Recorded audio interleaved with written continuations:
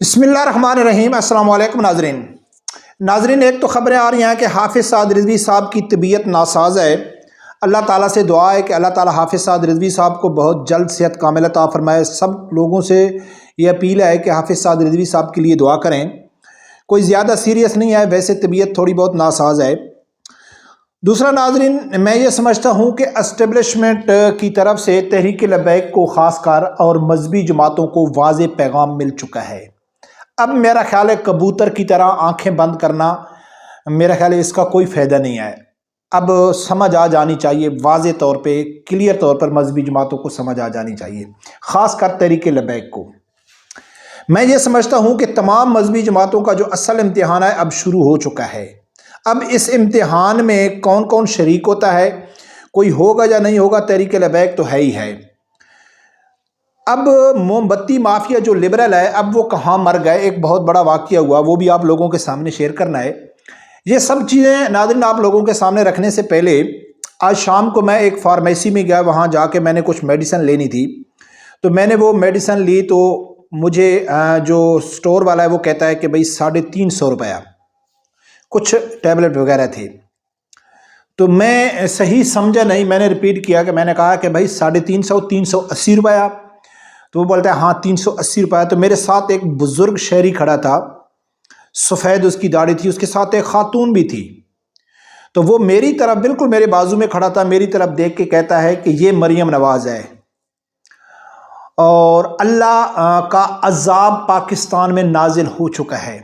मैं बाहर निकला तो मैं बड़ा हैरान हुआ कि यार ये कैसे लोग हैं कि अगर इमरान नहीं आए, वो पीटीए का सपोर्टर लग रहा था, वो अगर इमरान नहीं है तो पाकिस्तान में अल्लाह का अज़ाब है।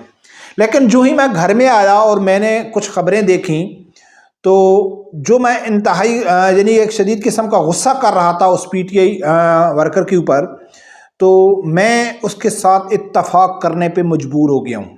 हाँ, वो ये कहता था कि अल्लाह का अज़ाब आ चुका है, लेकिन मैं ये कहता हूँ कि बहुत जल्द अल्लाह का अज़ाब पाकिस्तान में आएगा, जो इस टाइम वाज़े इशारे मिल रहे हैं।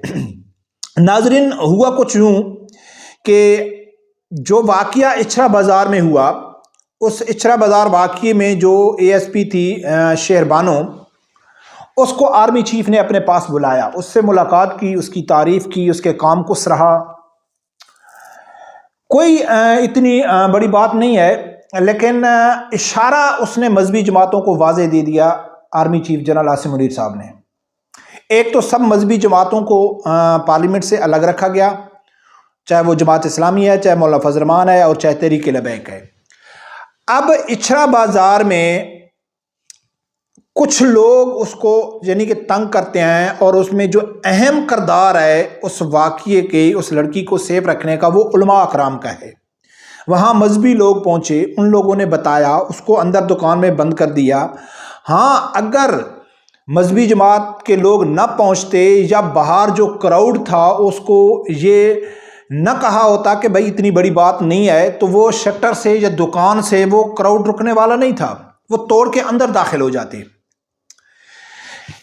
और वो एएसपी जो आई, उसने जो उसकी ड्यूटी थी, उसने अपनी ड्यूटी की, कोई एक्स्ट्रा काम नहीं किया, ड्यूटी की, वो उसको लेके गई। लेकिन जिन्होंने इखलाकी तौर पर अपना काम किया, उनको उनके ऊपर उनकी तारीफ करने की बजाय उल्टा उनके ऊपर तनकीद हो रही है शिद्दत से, यानी कि बहुत सख्त किस्म की तनकीद हो रही है मजहबी लोगों के ऊपर, उलमा अकराम के ऊपर। तो तारीफ के काबिल तो वो लोग थे मजहबी उलमा जो वहाँ पहुँच के उन्होंने ये मामला पूरा सुलझाया, लेकिन शहरबानों को बुलाकर वाज़े पैगाम दिया गया। मैं ये समझता हूँ उलमा अकराम को कि अब देख लो कि जिन लोगों का कारनामा है, जिन लोगों की तारीफ करनी चाहिए, जिनके काम को सराहना चाहिए, उनके ऊपर तनकीद हो रही है, और जिसने ड्यूटी की है उसको कहाँ से कहाँ पहुँचा दिया गया है। दूसरा नाजरीन, सुप्रीम कोर्ट के केस के हवाले से भी बुरी खबरें आ रही हैं कि भाई पैगाम पहुँचा दिया गया है कि फ़ैसला वही रखना है जो पहले था। वल्लाह आलम इसमें कितनी हकीकत है या नहीं है, वो तो वक्त बताएगा। लेकिन मैं नाज़रीन जो समझ रहा हूँ कि मजहबी जमातों का अब इम्तिहान शुरू हो गया है कि कबूतर की तरह आंखें बंद करने से कोई फ़ायदा नहीं है। अगर पीटीआई वाले एस्टेब्लिशमेंट के ख़िलाफ़ अपनी ज़ात के लिए उठ रहे हैं या तनकीद कर रहे हैं, تو مذہبی لوگوں کو بھی کھل کے تنقید کرنی چاہیے، کس کے لیے؟ دین اسلام کے لیے، کہ پاکستان میں کیا ہو رہا ہے۔ اور جو مافیا ہے، آج لوگوں نے دیکھا ہے کہ آج کے پی کے میں ایوان میں جو ہی مسلم لیگ نون کی صوبیہ میرا شہد اس کا نام ہے، وہ اندر آئی تو اس نے ہاتھ میں گھڑی اٹھائی ہوئی تھی، واٹ جو ہوتی ہے وہ اٹھا کے کچھ احتجاج کر رہی تھی، اور پورے ہال میں اس کے اوپر جوتیاں اس کو ماری گئیں، پیپسی وغیرہ کولڈ ڈرنک کے کین مارے گئے، بوتلیں خالی ماری گئیں، ہوٹنگ کی گئی۔ وہ سنٹر میں تماشا بنی ہوئی تھی اور سب لوگ اس کے اوپر جیسا کہ شیطان کو کنکریاں مارتے ہیں نا، ایسے سب لوگ اس کو جوتے اٹھا رہے ہیں، لیکن کسی کو کوئی بھی پرواہ نہیں آئے۔ نہ موم بتی مافیا کو تکلیف ہوئی، نہ علماء کرام سے نفرت کرنے والے لوگوں کو تکلیف ہوئی، نہ میرا جسم میری مرضی والوں کو تکلیف ہوئی، نہ عورت کارڈ استعمال کرنے والوں کو تکلیف ہوئی۔ تکلیف کس کے اوپر ہوئی؟ اچھرا بازار کے اوپر اگر چند لوگوں نے غلط فہمی کی بنیاد کے اوپر اگر یہ کہہ دیا ہے کہ آپ نے کیا کر کے گھوم رہی ہو، تو سب لوگوں کو تکلیف ہو گئی۔ لیکن ایوان میں نہ اس شہد جو صوبیہ شہد ہے اس نے کچھ عربی کیلیگراف والے کپڑے پہنے ہوئے تھے، اس کے اوپر کوئی چیز نہیں لکھی ہوئی تھی، وہ سمپل ڈریس میں تھی، اور جو اس کو پتھر مار رہے تھے، بوتلیں مار رہے تھے، جوتے مار رہے تھے، وہ عام شہریوں کی طرح ان پڑھ اور جہل بھی نہیں تھے، وہ پڑھا لکھا سلجھا ہوا ایوان میں جس ان کو عوام نے منتخب کیا ہے وہ لوگ تھے۔ لیکن کسی کی زبان نہیں کھلی، کسی کو کوئی تکلیف نہیں ہوئی۔ تکلیف ہوتی ہے تو مذہبی طبقے کے حوالے سے تکلیف ہوتی ہے، تکلیف ہوتی ہے تو جہاں جو پوائنٹ علماء کرام کے خلاف جاتا ہے اس کو اچھالا جاتا ہے۔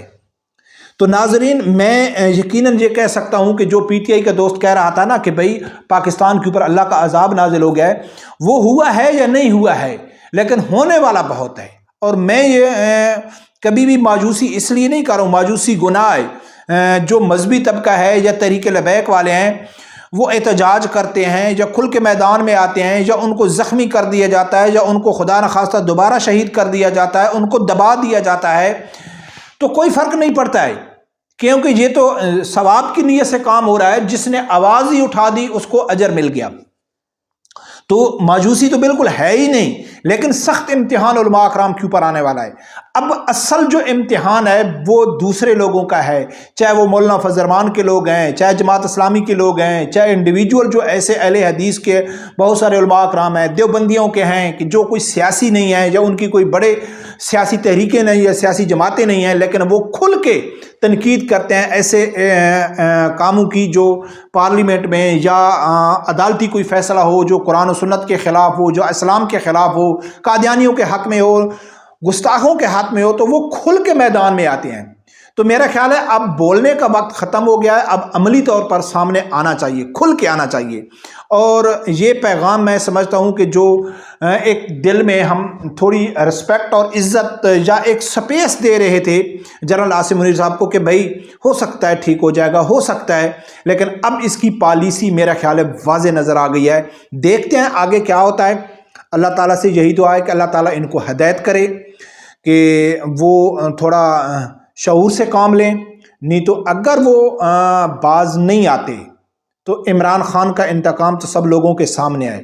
اور ہمارا تو اللہ کے اوپر یقین ہے کہ ویسے بھی الحمدللہ کہ جو عام مسلمان ہیں ان کو مذہب اسلام کی طرف سے ایک تھوڑا سا یعنی کہ ایک ریلیف ملا ہوا ہے کہ اگر آپ اپنے کوئی کام ہاتھ سے روک سکتے ہو تو ہاتھ سے روکو، اگر ہاتھ سے نہیں روک سکتے تو زبان سے روکو، اگر زبان سے نہیں روک سکتے تو کم از کم دل میں ان کو برا جانو۔ تو کم سے کم ایک ہم لوگ جو ہیں کم از کم ہم دل سے تو ان کو برا جانتے ہیں، اگر حکومت سے کوئی ٹکر نہیں لے سکتا ہے۔ لیکن بد دعائیں بھی جو حافظ سعد رضوی صاحب کی ہیں وہ واضح ہیں اور کافی اثر کر رہی ہیں۔ تو انشاءاللہ اگر یہ لوگ باز نہیں آئے تو ان کا انجام بھی دنیا دیکھے گی انشاءاللہ، ہم کو اللہ کے اوپر پورا بھروسہ ہے۔ پر کب دیکھتے ہیں ناظرین کیا ہوتا ہے۔ رب پروردگار سے یہی دعا ہے اللہ تعالیٰ میرے سمیت ہر آدمی کو حق ساتھ سننے کی اور اس کے ساتھ کھڑے ہونے کی توفیق عطا فرمائے۔ اللہ حافظ۔